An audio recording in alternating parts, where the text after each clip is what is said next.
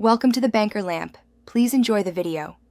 In this video, I will explain how to study banking and finance.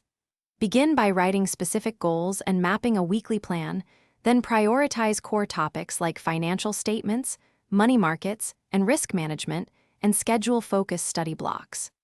Use active recall, spaced repetition, and practice problems to cement concepts, and join study groups or mentorship for feedback. Track progress and adjust your plan weekly to stay efficient and motivated throughout your learning journey.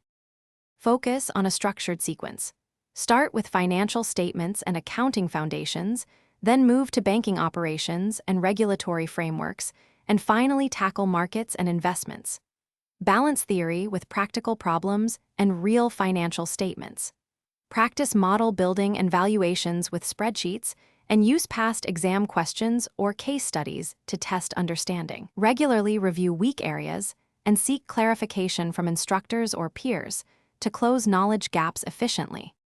If you are finding this video helpful, please subscribe and like to support more content. Quick recommendation: upgrade your clean game with the Shark AI Ultra Robot Vacuum, which offers voice control and smart mapping to save study time and reduce chores, making more focus hours possible. Check the description for the link and other deals, and enjoy the convenience. Now let's get back to the video. Adopt active techniques like flashcards with spaced repetition and problem solving under time limits. Create summary sheets for each topic and practice explaining concepts allowed to check comprehension. Mix reading with hands-on tasks like spreadsheet models and case analyses, and set measurable goals for each study session.